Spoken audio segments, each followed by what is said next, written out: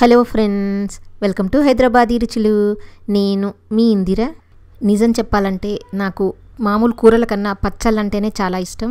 ఏ సీజన్లో ఆ పచ్చడి చేసుకోవాలనిపిస్తుంది. ఇప్పుడు టమాటాలు, పండుమిర్చి బాగా దొరుకుతున్నాయి కదా, ఇదెందుకు మిస్ చేద్దాం, ఈ పచ్చడి కూడా చేసేసుకుందాం. ఈ పచ్చడి అన్నంలోకే కాదు ఏ బ్రేక్ఫాస్ట్లోకైనా సూపర్ ఉంటుంది. ఒక్కసారి చేసి పెట్టుకుంటే 6 months వరకు వాడుకోవచ్చు. టమాటా పచ్చడి అంటే ఏ రకంగా చేసినా నాకు చాలా ఇష్టం అండి. మీకు ఏ పచ్చడి అంటే ఇష్టమో కామెంట్ పెట్టండి.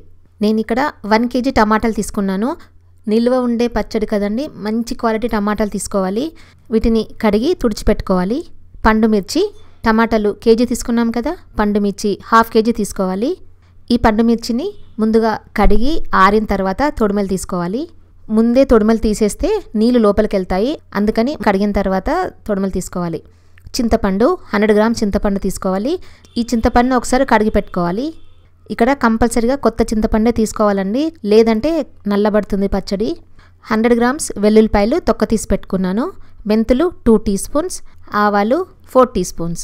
సన్న ఆవాలే తీసుకోవాలి, సన్న ఆవాలైతేనే బాగుంటుంది. సాల్ట్ నేను 150 grams వేసుకుంటున్నాను. ఇక్కడ నేను దొడ్డుప్పు తీసుకున్నాను. ఈ టమాటాలని ముక్కలుగా కట్ చేసుకొని పెట్టుకోవాలి. పండు మిర్చిని కూడా ముక్కలుగా కట్ చేసుకొని పెట్టుకోవాలి. ముక్కలుగా కట్ చేసుకున్న పండు మిర్చిని మిక్సీ జార్లో వేసుకోవాలి. దీంట్లో మనం తీసుకున్న వెల్లుల్లిపాయలని సగం వేసుకోవాలి, మిగతా సగం పోపులో వేసుకుందాము. సాల్ట్ వేసుకుందాము. మొత్తం అంతా గ్రైండ్ చేసుకుని వేరే బౌల్లోకి తీసి పెట్టుకోవాలి. ఇప్పుడు మెంతి పౌడర్ చేసుకుందాము. ప్యాన్ వేడి చేసుకుని మెంతులు వేయించుకోవాలి. 2 teaspoons మెంతులు ఇవి. స్టవ్ సిమ్లో పెట్టుకొని కలర్ మారే వరకు వేయించుకోవాలి. తర్వాత ఆవాలు వేసుకోవాలి. నేను ఇక్కడ దాదాపుగా 4 teaspoons వేసుకున్నాను. సన్న ఆవాలు అయితేనే బాగుంటుంది. ఆవాలని ఎక్కువసేపు వేయించాల్సిన అవసరం లేదు, 1 నిమిషం వేయించుకుంటే సరిపోతుంది.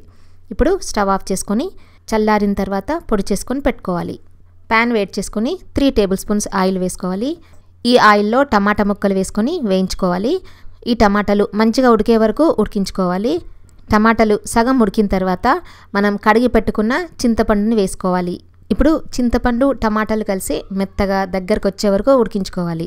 బాగా దగ్గరకు వచ్చిన తర్వాత మనం గ్రైండ్ చేసుకున్నాం కదా పండు మిర్చిని కూడా ఇందులో వేసుకొని కలుపుకుంటూ ఉడికించుకోవాలి.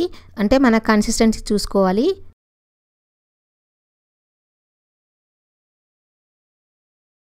తర్వాత దీంట్లో మెంతులు, ఆవాలు పొడి చేసుకున్నాం కదా, ఆ పొడిని వేసుకొని కలుపుకోవాలి.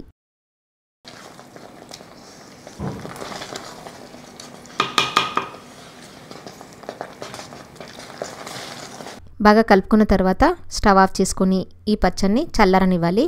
పోపు వేసుకుందాము. ప్యాన్ వేడి చేసుకొని దాదాపుగా 1/2 kg ఆయిల్ వేసుకోవాలి. పచ్చడి కదా, నువ్వుల నూనె కానీ పల్లి నూనె కానీ వేసుకుంటే బాగుంటుంది. నేను ఇక్కడ wholesome would pressed groundnut oil వాడుతున్నాను. ఎలాంటి కల్తీ కానీ మినరల్ ఆయిల్స్ కానీ కలపకుండా డైరెక్ట్గా ఫార్మర్స్ నుంచి సోర్స్ చేసుకుని తయారు చేసిన గానుగ నూనె. మీకు కూడా కల్తీ లేని నూనె కావాలనుకుంటే wholesameindia.comలో ఆర్డర్ పెట్టొచ్చు, లేదా 9459458855 వాట్సాప్ నెంబర్కి మెసేజ్ చేయొచ్చు. హోల్సమ్లో ఓన్లీ పల్లి నూనె కాదు, నువ్వుల నూనె, sunflower oil, safflower oil, coconut oil కూడా దొరుకుతుంది. ఆయిల్ వేడెక్కిన తర్వాత 1 teaspoon ఆవాలు వేసుకోవాలి. 1 teaspoon జీలకర్ర వేసుకోవాలి. 2-3 ఎండుమిర్చి వేసుకోవాలి. ఎండుమిర్చి కొంచెం కలర్ మారుతున్నప్పుడు మనం పచ్చళ్ళలో వేసుకోగా మిగిలిన వెల్లుల్లిపాయలు వేసుకోవాలి. వెల్లుల్లిపాయలు కొంచెం వేగిన తర్వాత కరివేపాకు వేసుకోవాలి. స్టవ్ ఆఫ్ చేసుకోవాలి. బాగా చల్లార్చుకోవాలి. పచ్చడి కూడా చల్లారిన తర్వాత ఈ పోపుని పచ్చళ్ళలో వేసుకొని కలుపుకోవాలి. అంతే. తడి మాత్రం అస్సలు తగలనివ్వద్దు, ఏ రూపకంగానూ తగలనివ్వద్దు. తడి తగిలితే మాత్రం పచ్చడి పాడైపోతుంది. చూసారు కదా ఎంత మంచి కలర్ కనిపిస్తుందో. పండు మిర్చి టమాటాలు కలిపి పచ్చడి చేసుకుంటే మాత్రం చాలా అంటే చాలా బాగుంటుంది. రైసే కాదు, ఏ బ్రేక్ఫాస్ట్లోకైనా చపాతీల్లోకైనా కూడా సూపర్ ఉంటుంది. అస్సలు తడి తగలకుండా 8 కంటైనర్లో స్టోర్ చేసి పెట్టుకుంటే 6 months వరకు వాడుకోవచ్చు. నచ్చిందా? నచ్చితే లైక్ చేసి ఫ్రెండ్స్ అందరికీ షేర్ చేసి సబ్స్క్రైబ్ చేయడం అస్సలు మర్చిపోవద్దు. Thank you for watching.